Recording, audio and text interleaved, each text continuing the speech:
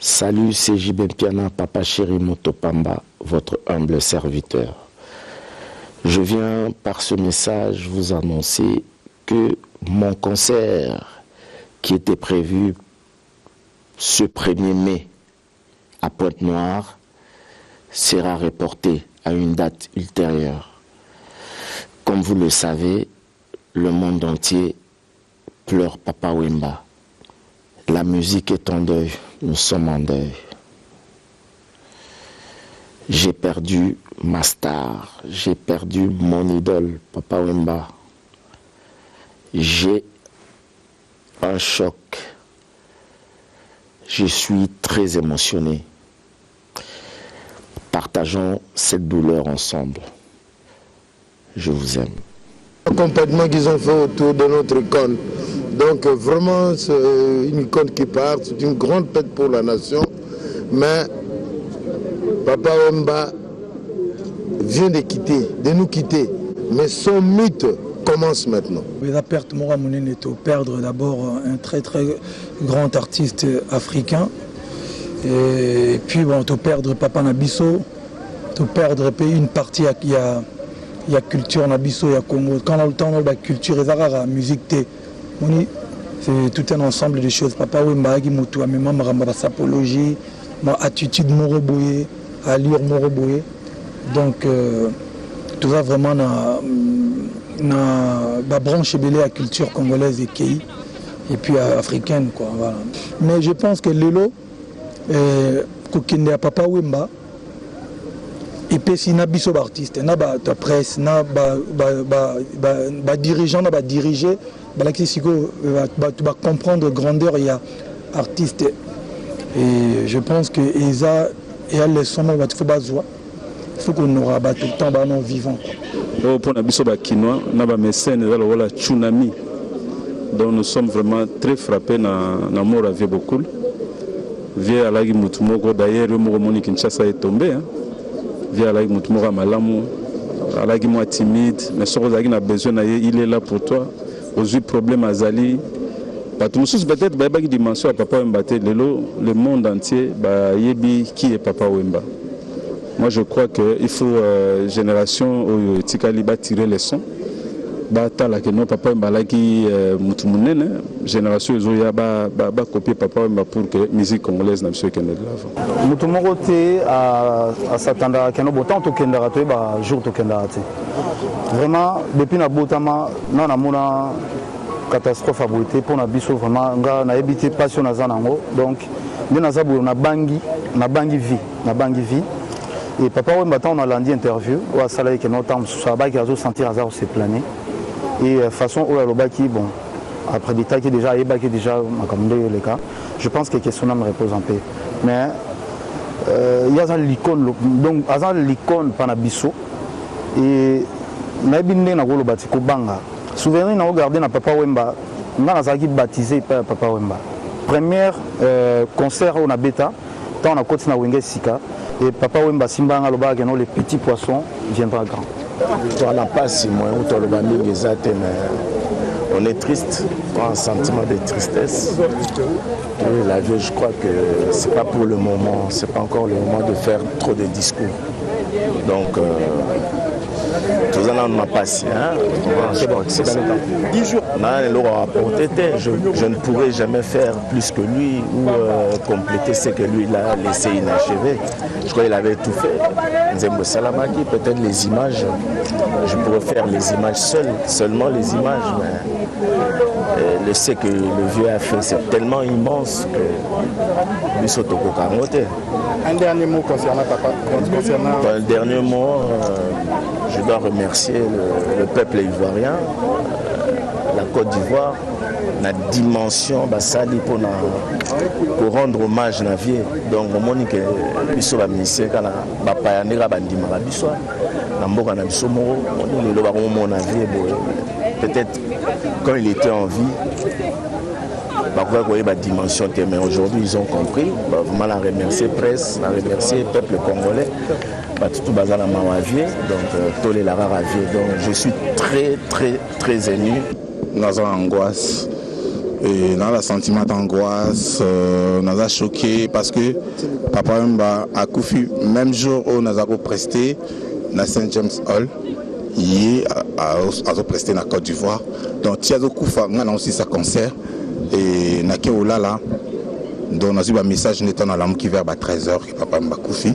Donc, on a eu une blague, moi, pour me dire Papa Wemba Koufa. Donc, jusque-là, on a choqué.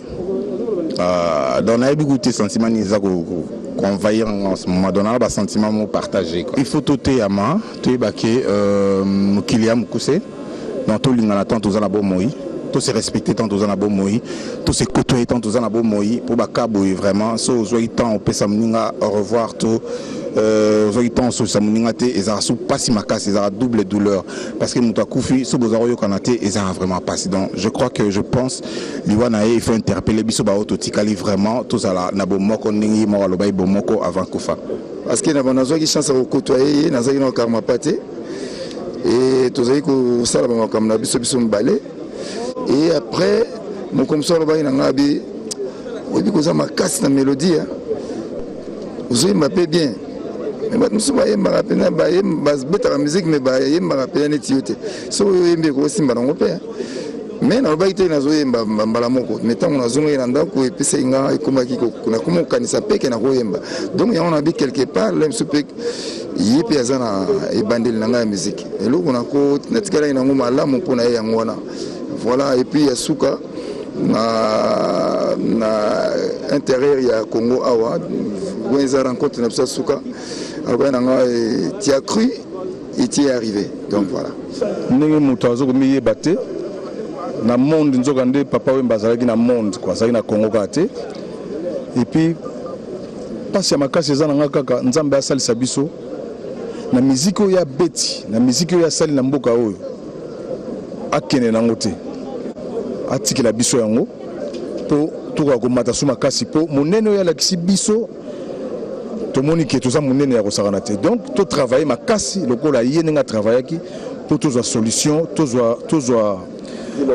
dimension là merci alors Papa Wemba azoke Côte d'Ivoire repsinga na retour son aye na royal lundi mais na kozala fatigué mardi to kuta na poto ye banen to sala image est-ce que au sol na grand-père ngabi ou grand-père azoya mais Papa Wemba kei yangumba bo soutenir biso ne bo soutenir biso botika biso te et biso ba musicien oyo to tika na bo moi je pense réflexion à ma casse to qui na ngo mingi te to qui na place kozala kana bomoko au sentiment na koza nango ya lelo za sentiment ya mawa na zone du matin qui de place to zalia wa soki to ya wa lelo eza parce que papa za li suscité papa sakei donc sentiment za penda ya malamu penda te alors ba souvenir rebelle au totikali na ye ngolo bake ye mutu atambusaki biso apesaki biso idéologie au lelo monde mobimba ils ont respecté biso et pas nyonso na kokenda lelo ba respecter ngai pona nini po nazalaki pembeni Papa Wemba ko perdre mutu munene le roi ye wazaki le roi papa le roi professeur le roi coach tout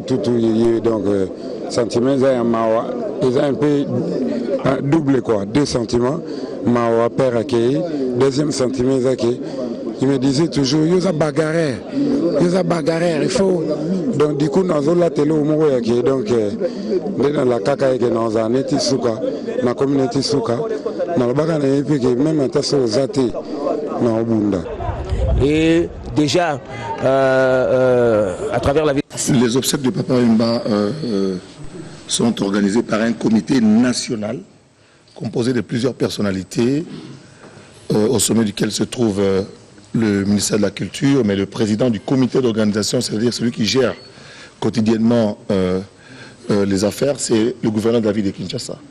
Il y a donc des professionnels, ceux qui ont connu Papa Wemba, ses proches, sa famille, la famille de sa femme. Nous sommes un petit comité de 40 personnes pour cela. Donc, officiellement, voici le programme. C'est pour les délégations qui nous suivent à l'extérieur du pays et qui veulent venir. Demain, je ne lirai pas tout, mais je prends les grandes lignes. Demain, avant midi, c'est la partie officielle. Le président de la République va décorer Papa Wemba à titre posthume de la plus haute distinction de la République, c'est-à-dire la distinction de commandeur de l'ordre national. Ça va se faire en présence de différentes délégations ministérielles qui sont attendues dès ce soir ici à Kinshasa Et cette partie se fera selon le protocole d'État.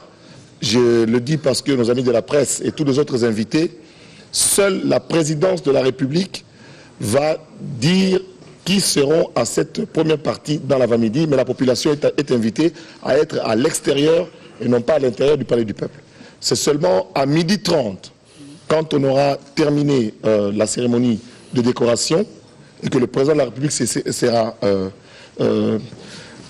aura fini la partie qui lui est consacrée, le cercueil va aller à Molokai de 12h30 à 16h30, pardon. 3 heures du temps, le corps sera à Molokai, selon un itinéraire qui a été tracé par la police. Et pour cela, nous demandons aux villageois de Molokai d'être respectueux, disciplinés, parce qu'ils ont voulu que le corps de Papa Wemba arrive à Molokai. Ils auront la primeur aussitôt que la décoration termine. Nous allons à Molokai où la dépouille va rester pendant 3 heures. Et puis nous reviendrons au Palais du Peuple vers 18h30, parce que nous estimons environ 1 heure pour arriver et pour rentrer. À partir de 18h, ce sont les hommages. La population, selon le programme qui vous sera donné, parce que nous reviendrons à 17h sur ce plateau, pour donner le programme officiel, disons le déroulement des passages de gens. Vraiment, nous insistons sur la discipline, le respect et le calme pour Papa Wemba. On me demande de le dire en lingala. Oui. Ce soir, en lingala, honorable, oui. Na lingala les aboués. Lobby d'abord tout ça 3 jours. D'abord ça le bon en français. Maintenant Papa Wemba les a 3 jours. Lundi, mardi, tokundeka mercredi. Lobby lundi na avant midi, mboka na biso Congo et ko pesa médaille ya munene ya suka. Commandeur de l'ordre national. Donc, ils ont une médaille à Souka, où ils ont un bon à ils ont un titre posthume. Et que ça, là, avant midi, talaka nombre tout ça, n'a qu'à parler du peuple Tokokate, protocole d'État, n'a pas sa invitation. Même presse, protocole d'État, sur la presse invitation, zalano libanda pour toucher ba tante libanda ba barovanda, qui na boulevard triomphal pour na ba tante et belé une centaine de tentes pour na tous à protéger na mouille. Na midi 30. Selon volonté de villageois à Molokai, où ils ont discipliné Banda Papa Koufaki, nous autres, ils ont Molokai, Makolo.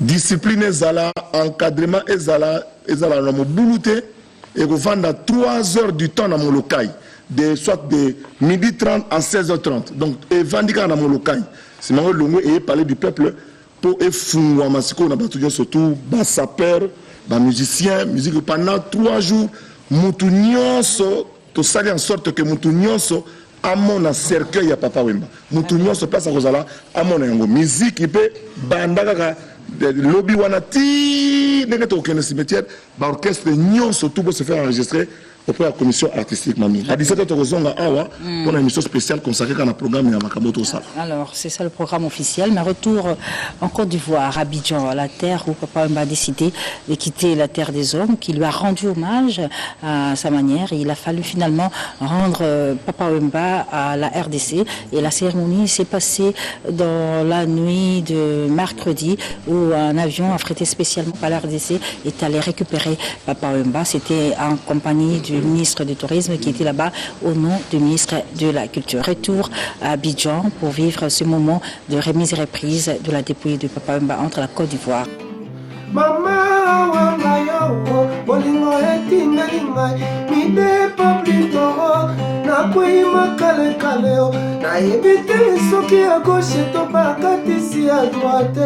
Chaque bolingo esalinga lokola bubuli na tete sirike poto moindo suisangwe tonda babokwa miso ebungi nzela nakomise kotelenga na opapiko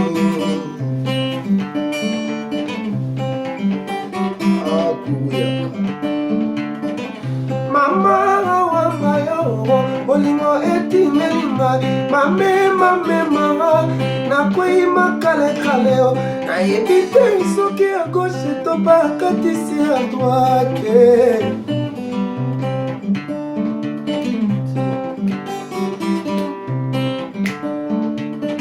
eske abanzaka pemba yo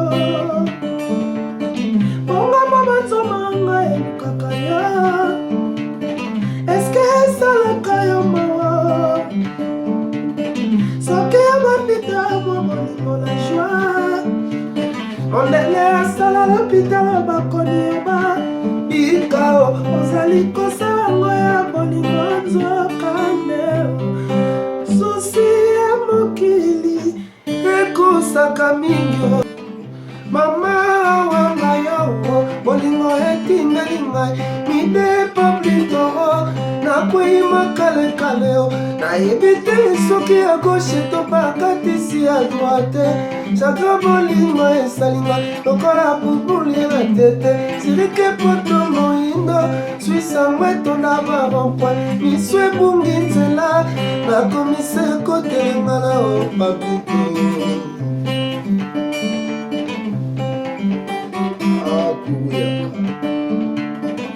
mama wanga yo bolingo etingeli ngai mama nakweyima kalekaleo nayebi te soki ya gauche to bakatisi ya droite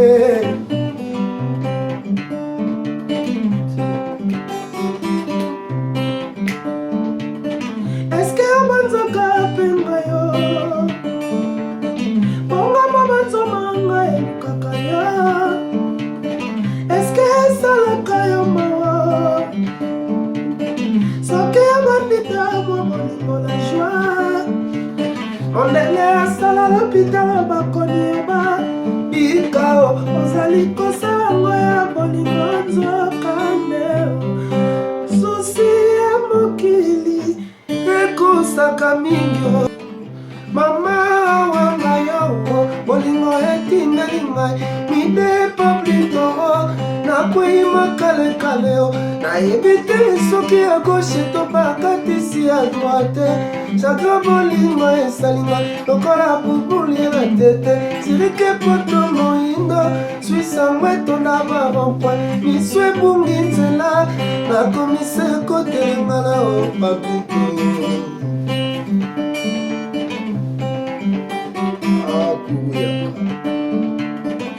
mama wanga yo bolingo etingeli ngai mama nakweyima kalekaleo nayebi te soki ya gauche to bakatisi ya droite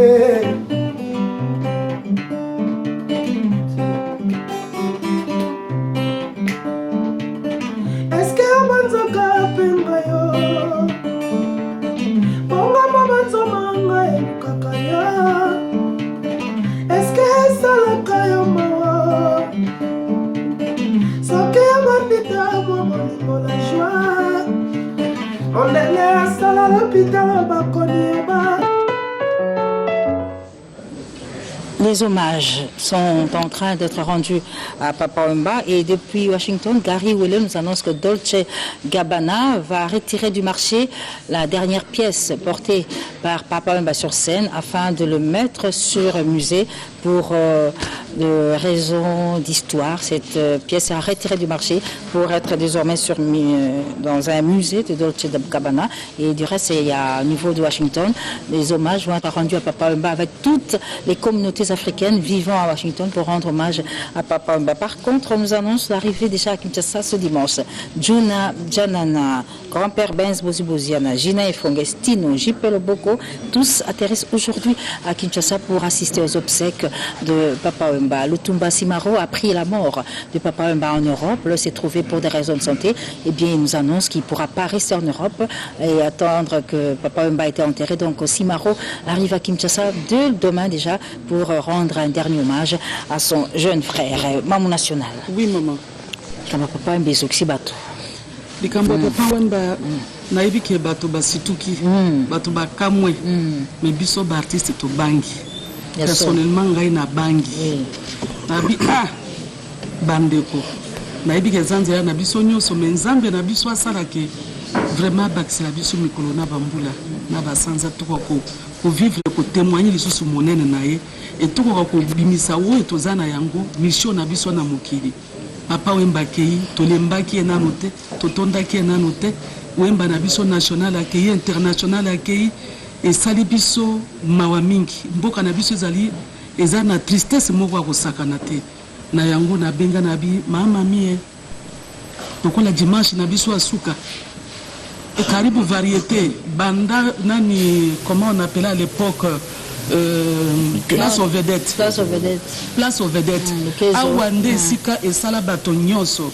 Awa nde sika ekomisa bato ba star ya mboka na biso minene kubanda ba kulutu ba papa wemba tu tina bano baza koya tokoko vanda bongo te to rendre hommage ya suka na ndeko na biso papa wemba na biso vraiment en tout cas tolela ye na ndenge na biso bien sûr toleli to abatu mais to sangana ensemble et to lakisa na miso ya bato ke tozana bomoko tozana bolingo to solo laka toyoka na katolingani musique ya mboka na biso et vraiment en tout cas tokoka ko soutenir et ben voilà na sali appel na bande ko na nyoso ba musu bazana nzela baza koya papa nyoka longo Jibin Piana Werasone Karmapa wazi Felix waze kwa ba mususu na boseni kombo ba mona ngama bete Barbara Kanan ba mususu baza ko ya mama mbidi ya bele Suzy Kaseya boya ensemble bande ko leza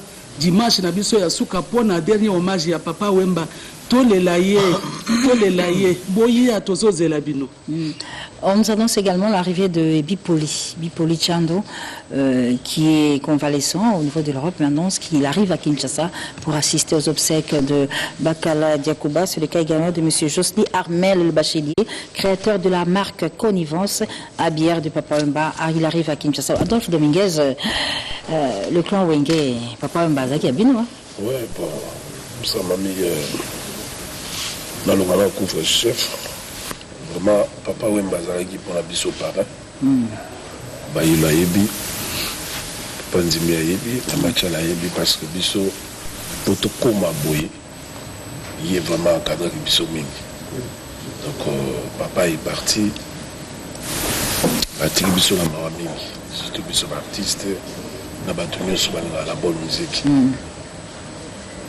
Je m'en rappelle le mot, j'ai des frissons. Vraiment, l'emblème est parti. C'est dur pour nous. Biso, tout tous allons interpeller les mamans au Tikoloba. Tous à la Bomoko. Parce que Toloba qui, papa m'a insisté. Toujours dans ma Bomoko.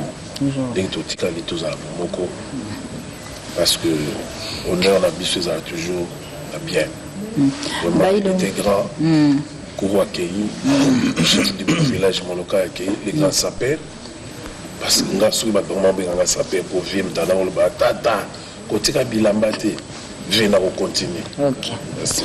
Reddy Amissi, bonjour. Anzemi, bonjour. Reddy, toi, Papa Wemba, on ne parle pas. Tu es pratiquement son héritier. Il a toujours déclaré. Il y a un musée qui n'a vive, mais Baïlo, alors, comment tu as appris ça? En fait, que ça envoie Papa Wemba. En fait, il y a des que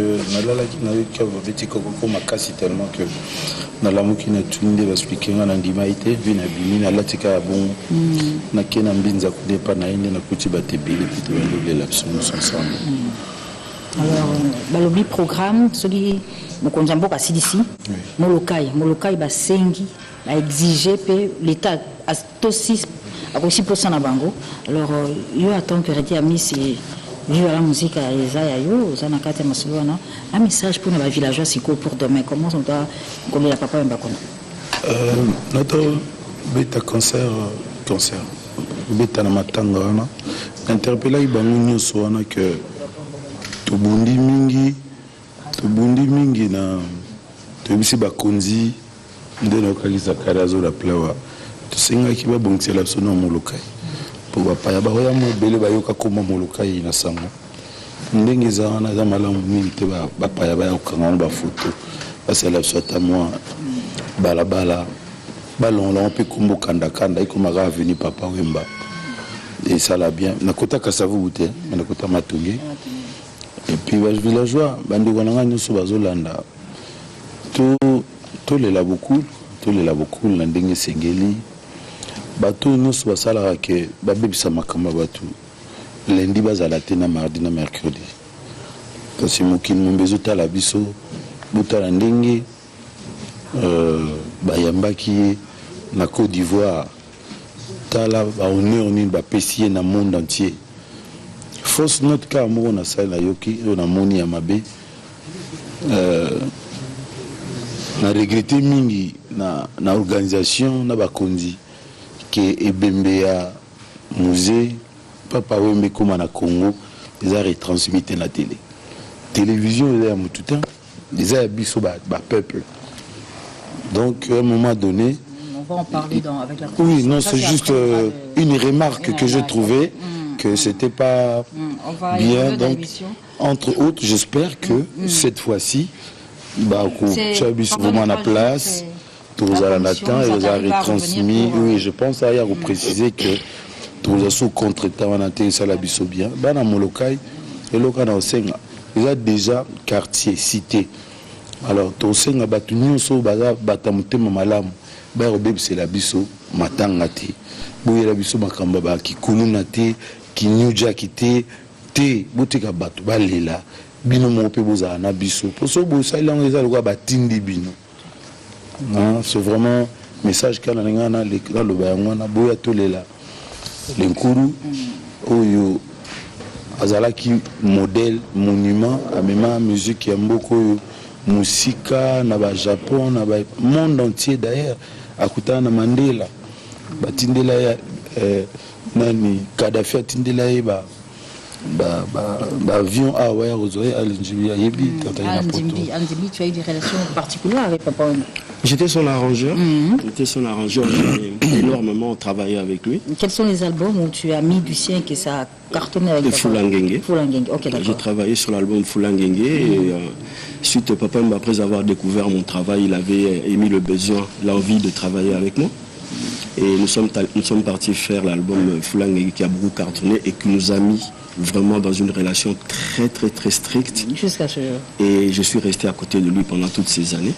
Et j'ai continué à travailler pour lui, malheureusement, dans certaines œuvres qui n'ont pas été encore éditées. Mais j'ai beaucoup travaillé avec lui. Alors, Monsieur Gabriel Oundayemba, évêque résident et représentant légal de l'Église méthodiste du Congo, présente ses condoléances à la grande famille musicale de suite de la disparition de Papa Wemba que l'on pleure à travers des chansons. C'est le cas de cette chanson de Adolphe Dominguez, Tatamo Beach, qui rend hommage à son aîné, au parrain du clan Wenge, Papa Wemba Musée Fulangenge, qui sera conduit à sa dernière demeure le mercredi. En image, Adolphe Dominguez.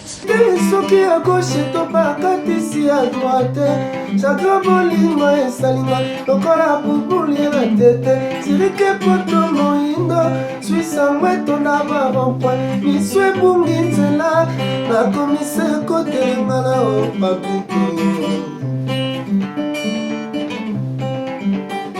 akuyaka mama awanga yo bolingo etingeli ngai mamemamemanga nakwei makalekale nayebi te soki ya gauche to bakatisi ya droite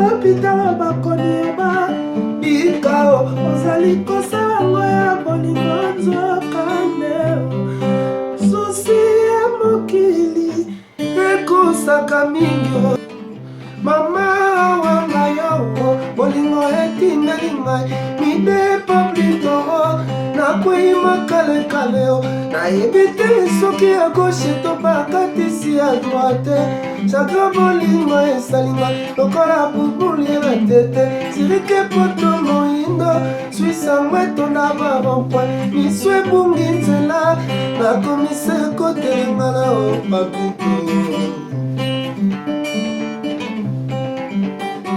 akuyaka mama awanga yo bolingo etingeli ngai mamemamemanga nakwei makalekaleo nayebi te soki ya gauche to bakatisi ya droite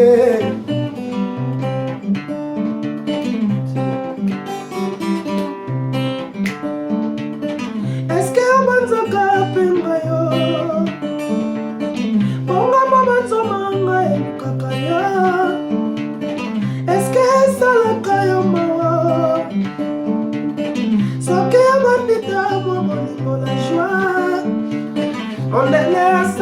l'hôpital bakonieba bikao ozali kosango ya bolingo nzokande susi ya mokili ekosaka mingi mama wanga yo bolingo etingeli ngai midepo plitoro nakwei makalekaleo nayebi te soki ya gauche to bakatisi ya droite chaka bolingo esalinga lokola bubuli na tete sirike poto moindo swisangweto na barompoi miso ebungi nzela nakomise kotelenga na opapito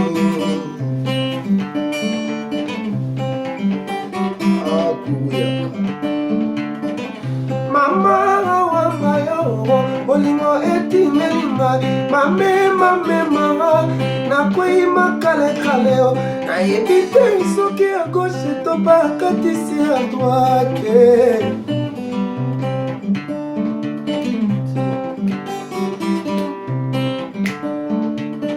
eske abanzaka pemba yo bongama banzomanga elukaka yo eske esalaka yo mawa soki abandita bobolingo na joi mondele asala l'hôpital bakonieba mama wanga yo bolingo etingeli ngai midepo plitoro nakwei makalekaleo nayebi te soki ya gauche to bakatisi ya droite chaka bolingo esalinga lokola bubuli na tete sirike poto moindo swisangweto na barompoi miso ebungi nzela nakomise kotelenga na opapito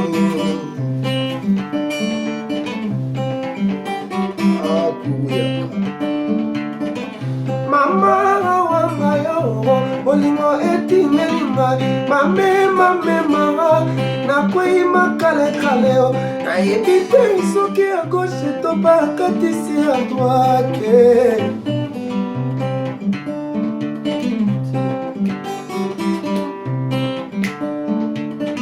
eske abanzaka pemba yo bongama banzomanga elukaka yo. Nous rappelons donc le programme des obsèques de Papa Wemba commence demain lundi par cette décoration que le chef de l'État va faire à Papa Wemba. Ce sera au Palais du Peuple très tôt le matin. Et juste après, Papa Wemba sera conduit au village Molokai pour des hommages dus à son fief, à ceux qui l'ont connu, qui l'ont vu commencer sa carrière musicale. Et 18h, la députée Papa Wemba sera ramenée au Palais du Peuple pour cette fois-ci les obsèques officielles qui seront rendues par toutes les délégations étrangères venues de partout pour rendre un dernier hommage à Bakala Diakouba. Il sera conduit en terre le mercredi. Beaucoup d'artistes arrivent. C'est le cas de Tumba Simaro. Tumba Simaro était parti en Europe pour des soins de santé, mais il va tout arrêter pour rentrer à Kinshasa, rendre un dernier hommage à son jeune frère Papa Wemba. Ici, je suis avec chef Makoso. Chef Makoso, bonjour. Bonjour, maman. Alors, Ndiki Tulobi, soit Papa Azoya, oui, spécialement. Naïna Sala démenti, l'équipe Banda Lobby, Tilelo.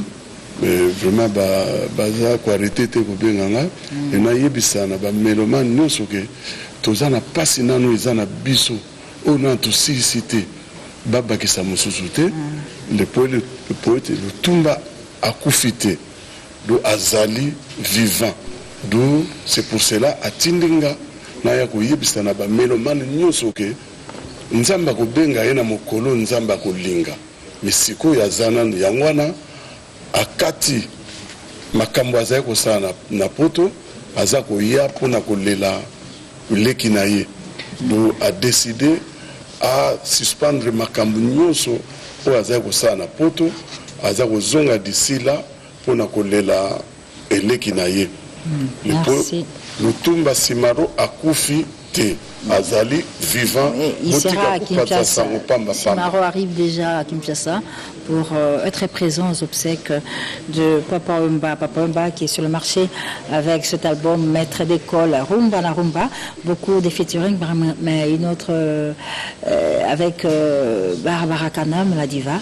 Triple option. Désormais, toute femme doit avoir triple option à Bangisaka, Lengisaka. On en parle tout à l'heure avec la diva qui est aussi parmi les artistes que Tchalamouana a appelé pour être sur ce plateau afin de rendre un dernier hommage à Papa Wemba Bakala Diakouba.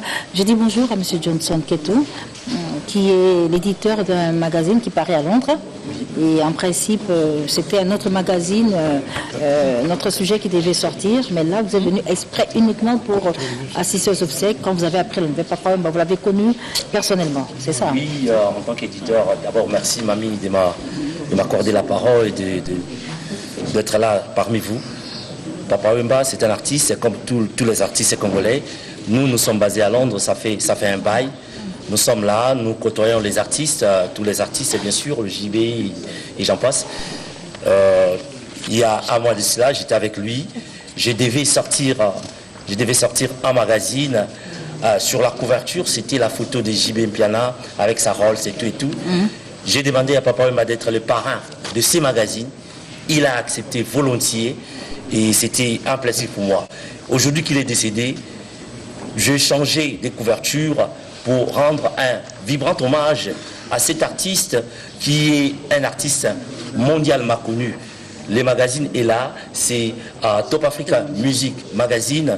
C'est un magazine qui parle de la musique, de la culture et de l'amour de la fashion. Donc le magazine sera sur le marché. Juste après ces événements, je rentre à Londres, je vais revenir ici et publier les magazines. Merci beaucoup, Monsieur Johnson Keto. Merci d'avoir fait ces déplacements pour rendre hommage à Papa Wemba. Henriette Ouamou, l'honorable Henriette Ouamou, là où il est, elle pleure. Papa Wemba, qu'elle a personnellement connu et s'associe à aux différentes peine qui frappe la famille musicale congolaise, sa famille biologique, sa femme, ainsi que tous ses fanatiques. Monsieur Doudou Douda de Biak Paris ainsi que Belou Louvuado, eh bien, ils ont tout simplement initié une nuit de silence quand ils ont appris la disparition de Papa Wemba à Paris. Biak va continuer à rendre hommage à Papa Wemba qui était un de ses clients. Maman national. Oui, maman. Est-ce que c'est ça qui n'a solo topé Moussa Mouzena pour ça Papa Wemba pour s'en recouper sa mité? Disons tout ça dans Zembokala. Ndinkulonda, oui, Ndinkulonda, Konsokuaya, Ndinfuaneba, Konsokuaya. C'est dommage de ça là l'image à cette époque-là. Et puis, tu es solo là, après, tu as Tito Salate. Disons, naïbité, oui, puis, autant à combo naïzako. Naïbine na ko bate mama ba mweza ko zanganga kutu na uti osala nzembo pona papa mena silisi yango te na tiki parce que nazo ko avancer te maloba eza ko ya te makanisi ezo suka et nazali vraiment trop choqué quoi pona liwa Papa Wemba et Papa Wemba zalaki nyonso pona biso to uti ko perdre na ko ba un grand général mokonzi muna na kati ya muziki eza Papa Wemba oyo vraiment to uti ko perdre na yango ba o nyonso tobengaki bandeko misusu o batikali o bayebi te o babosani bakwa koya lelo eza mokolo ya suka dimanche na biso ya suka mpona korendre hommage na Karibu Variété oyo esala biso oyo esalaki vraiment biso tobema bastar awa parti ya Karibu Variété bandeko boya tobengi tozozela Papa Evoloko toza kozela baninga misusu baya Jibe Mpiana Werason baninga mosu Félix Wazekwa Jean Goubal bino nyonso toza kozela bino vie bombenga za déjà mamba barabara zali baninga nyonso bao baza musika pe baza koya et Papa Wemba zalaki ko représenter mingi pona biso et puis autre chose on a regretté parce que baninga ki ba honorer biso na festival o ya basala na Kikwiti et pas mama Kizenga. OK, festival de Gungu.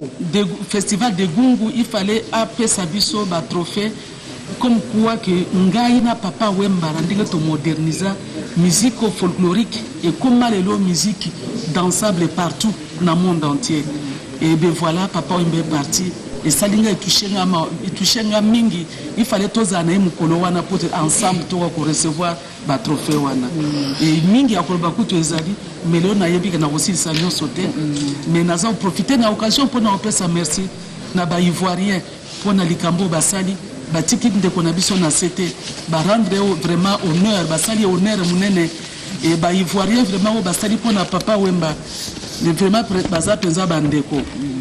Et merci na gouvernement na biso parce qu'à chaque fois tokufaka batikaka biso te oyo nyonso basalaka mpo na biso. En tout cas merci. Mboka na biso ezali mboka ya monene ya motema monene ya bolingo kobanda na ye moko mokonzi ya biso papa Joseph Kabila Kabange oyo nyonso ya sali atelemi likambo ye pote vraiment toka kokunda ndeko na biso papa Wemba avec beaucoup d'honneur. Et na yango mama en tout cas biso nyonso totelema baartiste ya Kongo nyonso totelema ozala wapi totelema. Et vraiment en tout cas lobi to banda morgue ti na palais du peuple toza na yeti mokolo okunda na cimetière. Et ben voilà maman. Merci maman. Et en rapport avec la Côte d'Ivoire, nous tenons quand même à vous signaler que le 25 avril, à l'ouverture de la session parlementaire de l'Assemblée nationale ivoirienne, le président Guillaume Soro a fait observer 1 minute de silence en mémoire, en hommage de Papa Wemba. Je rappelle également, le président de l'Assemblée nationale ivoirienne a eu à recevoir Marie-Rose Luzolo, Amazone, lors de son séjour au moment du décès de Papa Wemba. On aura à voir les images très longtemps, pas très longtemps. Alors, Omba Petit beaucoup. Oui, comme Petit Gallier, Omba Petit beaucoup de son vivant. Oui. Déjà baptisé. Yemoko. Nga nazala maloba oloba te ko Alexis nga musalambo donc il faut que analela ke na koyemba po yebisaki nga yemoko fubo yemba mingi donc loko olobi zati ana motema na ngai bizoligi elekyo yoko tuna to papa to mama na yo alobela yo dineti claro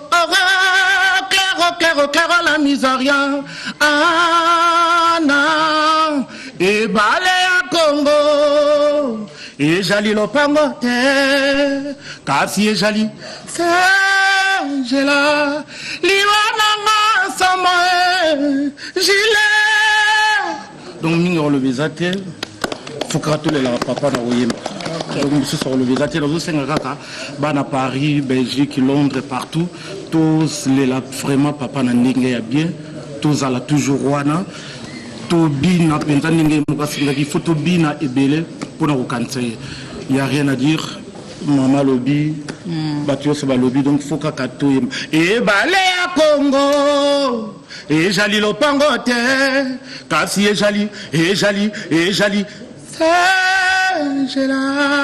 Merci.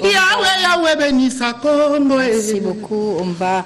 Petit Bokul, dans la province de Kassai Central, à Kananga, Malandi Anshinga. Notre confrère Imani Kabemba nous annonce qu'il y aura une veillée des prières qui sera organisée en mémoire de Baka Diakouba, Papa Wemba, qui a eu beaucoup de témoignages, également qu'on a recueillis pour vous lors de l'arrivée de Papa Wemba à Kinshasa en image, un reportage de Dieudonné Yango. Là, depuis Paris, il est de cœur avec toute la famille musicale congolaise à la disparition de Papa Wemba. Est-ce que tu as ceci, c'est là. Mami. Vraiment, Lela kaka, lela na munuzu lela. Vraiment. Ngana koka kututé ata ko ça je peux pas mais vraiment une minute de silence pour moi. Et puis je présente mes condoléances à maman, à mamie, Marosa. Donc c'est elle qui a plus de peine. C'est elle qui a plus de peine avec les enfants et tout ça. Ça, franchement, mes condoléances à Marosa, à Bibi, Maria Rosa, Bakombo Touba Bengaki, Bissou Petozano. Là, je viens ici spécialement pour dire aux gens que nous avons viva vraiment. Bolinga, te bazong sanga na viva. Bozong sanga pardon. Papa to solo là na liwa de mukuse, to solo na papa na Paris. Papa lobby yaka kolandanga. Na yako landa au pays na kepena Freebox na kenen ndako papa baibsinga. Attends, je vais finir parce que papa il travaille avec un calendrier, c'est pas comme les autres hein. Bah maman tiens là-bas, ils ont vécu l'Europe, ils travaillent toujours avec des calendriers, c'est pour cela qu'ils ont fait une belle carrière. Sans calendrier, un musicien ne peut pas arriver. Alors, il y a un calendrier Nessili, le mois de mai, il fallait tout banda, biso, naïe. Alors, Joe Lili, tout ça, Mazo, ils étaient au courant de ça parce que les staff, il y a Mikili. Staff à Mikili, il y a ils ont ça là. Moi, Makambo. Programme, c'est Bimi. Programme, ouais, c'est Bimi. Lobby chef d'État qui décoré. Bino Boy, il y a beaucoup de gens. Non. Non. Match à la lobby. Non. Tous en papa, Batina Souka. Non. 3 jours, Wana, tous en papa, alors, j'en ai Bombenga. Bissot. J'en ai Bombenga, na pesi Ombote. Mbote, maman. Alors, tu y ambio, pour na Karandenge, tout ça, lelo, pour na Caribou spécial. Pas Wemba. Wemba, Oyo Ebaki Malam, ça peut être. Madame Mingi. Maman. En tout cas, merci na ndenge pesingali loba. Na ko loba papa Wemba ngai lokwa nazali awa parmi ba musiciens baza en activité actuellement doyen ezali ngai. Après ngai ezali frère na ngai Lutumba. Nous sommes bande totikali ba doyen. Wemba parmi ba musiciens nyonso bazali awa na moni mutu moko alinganga lokwa Wemba te. Na ko benga même à minuit 1h du matin Wemba oyamba ngai na téléphone. Kusura naye puis un jour tozaki bana na ndako abinanga bi mpaka na ngai moyomba ifona immortaliser dernièrement wa single ya bimisaki ayembi nzembo moko ati kombo na nga na kati ayembi nzembo alolango avati kombo na nga na kati atiki ngai na pota na motema ya souvenir monene mona asali ngai en tout cas nzamba sunga molimo naye parce que lokola alingami na mokili mobimba nzambe kakolinga kaka. Merci papa. Samangwana, là où il se trouve, eh bien, il vient d'appeler pour dire qu'il compatit à cette perte lourde que la musique congolaise vient de connaître avec la disparition de Papa Wemba. Il est des cœurs avec tous les artistes musiciens. Manda chante. L'album, je suis. Ouais. Papa Wemba, c'est ça qui m'a rencontré. Oui. Mais au Bakila, on va voir la clip. Oui, ezaki na retour nae. Dommage Nzambe azuye. Ndeka to lobaki Nzamba zoye vraiment. Nous sommes bandi mamu national auto lobawa. Et là on a bakisa muke soki moyen kozala na organisation. De cinquantenaire type pays du peuple ça là 150 mètres. Soki bako sunga biso artiste to accompagner cercueil en chantant. Toujours yemba, toujours qu'il y a un cercueil qui parle du peuple. Là, il y a ça bien, mais il y a déjà une assurance parce que au moment où espace, il y a des artistes et tous les musiciens. Merci à l'organisation. Et puis, Alain Pelaba, il a quand même présenté ma condoléance dans la Belgique. Vraiment, Alain Pelaba aux alliés, il a demandé ma condoléance comme la famille. Il y a Papa Wemba, la famille des musiciens. Et Massananga, José Kabea, Gérald Defa, Oesika Zali, la Kenya, Jojo Mandiki, Baba, qui ont présenté ma condoléance. Et puis, Eric Job, Sécurité. Vraiment, la condoléance a bien commis. Tous à l'ensemble, tous à l'ensemble, tous à la bomoko. Il y a Papa Wemba interpellation dans nos réconciliation. Na biso ba ya Kishasa, na ba ya poto zomona awa batika makambo ya kanda tous à la bomoko pour musique na biso kende. Dikambo message na ngona ngona. Vraiment bon dimanche, José Kabea mutunanga tika assistance té, zana assistance pour makambo Papa Wemba za na biso. Beaucoup de délégations officielles arrivent à Kinshasa pour assister aux obsèques de Papa Wemba. Il est mort à Rose Luzolo, la veuve de Papa Wemba. Le programme de Papa Wemba reste inchangé. C'est demain que finalement les obsèques officielles vont commencer et tout sera retransmis en direct de la télévision nationale. Maman nationale. Oui, maman. Nandenge ya lisanga ya bino artiste musicien. Vous avez na posa mon beaucoup qui sango siko pona ya suka yango na bokisa pour Papa Wemba. Disons les alliés belé parce que le programme est allé d'ici décembre biso nous toko okendo beta na poto. OK. To beta na Zénith. Et bien voilà. Et qu'on puisse s'amiter parce que oui, outil que Salema et Sali qui est découragé puis son macas. Mais bien pour le bâtir qui est au bête en sauté. Tu Salema quand même programme la monnaie échangé et il y a des moutons qui initiative wana qui est vraiment ensemble tout que nous bête na Zénith na Paris. Mais c'est dommage que bon macambo échangé. Et bah programme macambo zala qui est belé pour na kusala kubeta na stade de Martyrs pour ça la tourner à l'intérieur du pays. Et nous sommes ezaki na kati ya bomoko et voilà et nous sommes qui na mai et ko sala ma peut-être plus tard et na yango lisusu nazako yebisa bandeko oyo peut-être ba yebite na yebi ke biso juste yebi mais nde toza na courage wani akotelema parce que lobi ko sala pe tour na yo et lobi toza na morgue toza la na palais du peuple et tobeta musique ti mukolo tokenda okundaye parce que Papa Wemba aza ya biso aza ya bango aza ya biso nyonso mokili mobimba. Et encore une fois lisusu na pesi merci na ba ivoirien pona o basali pona honneur buneno basali que vraiment en tout cas et papa Wemba basali honneur makasi. Merci na gouvernement na biso, merci na ba organisateur mbalo na moni organisation za makasi ba artiste ba pesi bango place na bango za so ya ko welela te moto abanga eloko moko te organisation za kitoko.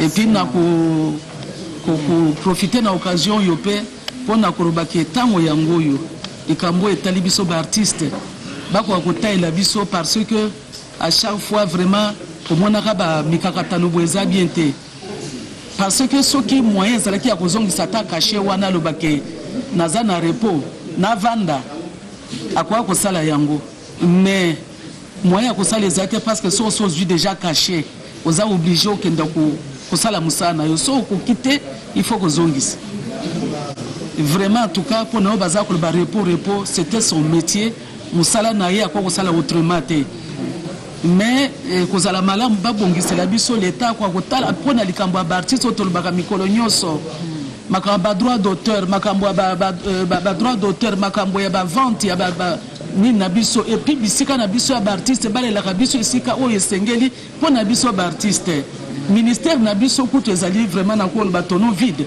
ministère eza na eloko moko te bakwa vraiment kosalisa ministère na biso et kwa kosalisa biso ba artiste. Merci maman tozana nous les anamongo na ko profiter na occasion pe pona koloba lisusu na ndako na ero baza kotala biso na Cardozo Mwamba na famille mobimba baza kolela na mama Filo baza kolela papa Wemba Cardozo Mwamba wakena za kolela papa Wemba makasi na mwasi na bana na ye papa Jean Mbadou Jacques Mbadou na Congo central hein? Congo central azakolela makasi Adar Congolo na Paris azakolela makasi papa Wemba et puis Rachel Moulife yepe ilongo azakolela makasi amba Carola Gitu esika azali vraiment insoutenable na maman Agnès Mwad. Merci beaucoup maman bazakolela papa Wemba de partout Prince Ngale Mansele tous se pleurent papa Wemba Franck Isekia artiste musicien mais que papa Wemba immortalité à travers une très célèbre chanson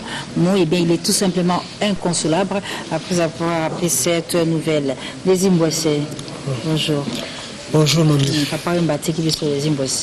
Oui papa Tiki Biso c'est vrai Dieu a donné Dieu a repris et ça loi et nature tokosengaka toujours ndenge baivoirien balakisaki exemple na biso moko bacongolais parce que papa Wemba aza artiste congolais seulement te baza artiste ya monde entier tokoka vraiment kolela ye na ndenge vraiment esengeli. Et puis, nous avons la chancelier des Zimbabwe, les 7 vérités. Jamais sur album avant 40 jours, il y a Papa Wemba. Parce que Papa Wemba, il y a papa, il y a courage à Ozonga, il y a pour exercer le métier, il y a Moussala, il y a musique. Il y a venu communiquer. Vraiment, na sepeli trop na maloba ya mama ndenge ba place na biso mbala oyo la artiste tout le camoy tout les la papa na ba honneur d'osto parce que c'est toute une page qui est tournée. Papa Wemba accueilli mais comme on est rotika là toujours musala oyo asali ya makasi ya ngone mtoko sa biso toujours courage pour que génération à génération tout ko la exemple ya malamu ya remonter les choses. Merci beaucoup des émotions en cours maintenant derrière le temps. Le président de l'UNPC Kasonga Chilunde a connu Papa Wemba et aujourd'hui l'UNPC s'associe à cette douleur qui frappe la famille musicale congolaise. C'est également le cas de l'homme d'affaires chrétien Antoine Katoto. De là où il est, eh bien, il pleure son frère. Et quand on parle de Antoine Katoto, il y a Okaso, ils sont tous là évidemment. Il y a aussi les Anamongo. Les Anamongo, Papa Wemba était tété là, et donc Anamongo Azali. Alors Isaac Bakoukou, bonjour. Bonjour. Ils sont fini Kouane. Parce que ça bokoko na rappelé ka mukeke oyo koyi lelo ekoyi nde biso Anamongo. Anamongo to ça cette communauté ya ba Mongo na Équateur, OK na Bandundu, tous les Maindombe, OK na Sud Kivu, okuti ba Bembe, OK na Maniema, okuti Bakusu, ba Ngengele, ba Benya Lubunda, ba Benya Samba. okiti omati likolo na province orientale oya kalawana okuta balokele bambole na bangando. Donc na résumé bo ezali et puis na Kasai Papa Wemba okuta tete lana akuchu et puis okiti na Kasai occidental okuti bakuba bana mongo bolengeli nini. Pardon? Wa kufi wana ezali kwa nzoko kwa isko bolengeli nini. Ko sala nini kwa basenge sai manakimia. En tout cas, ba ana mongo biso toza bato ya discipline.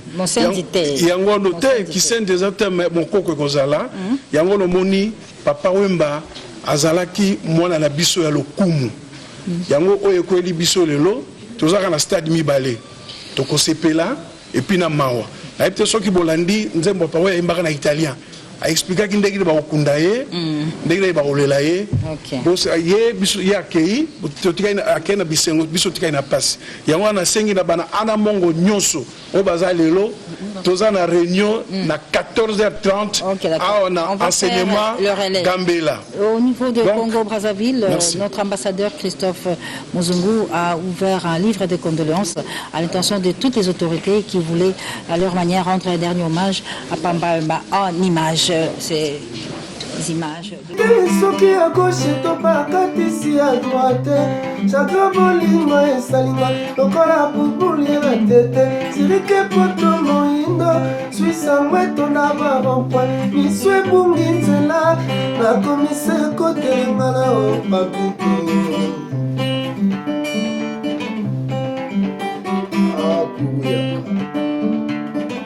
mama wanga yo bolingo etimelinga mame mama nakwei makale kaleo nayebi te soki ya gauche topakatisi ya droite.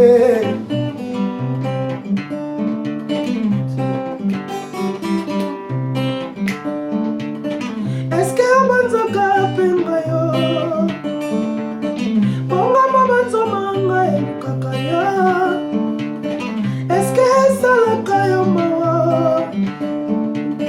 soki abandita mwa bolingo la joi ondenge asala lopitalo bakoni yo ba bikao ozali kosalango ya bolingo nzokandeo susi ya mokili ekosaka mingi mama wanga yo bolingo etingeli ngai midepa plitoro nakwei makale kaleo nayebi te soki ya gauche topakatisi ya droite.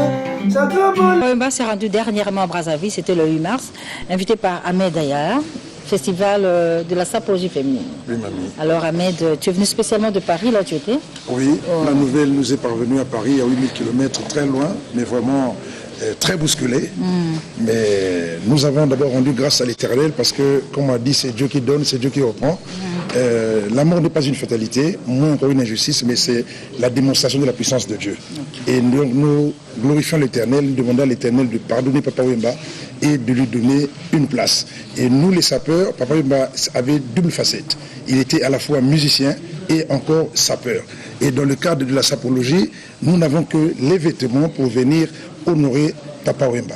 Et le 14 juin, la maison couture Delpa pour couture va honorer Papa Wemba avec toute une collection des habits dédiés avec l'emblème et l'image de Papa Wemba et avec la griffe de Papa Wemba. Tout ça, c'est pour honorer l'image de Papa Wemba.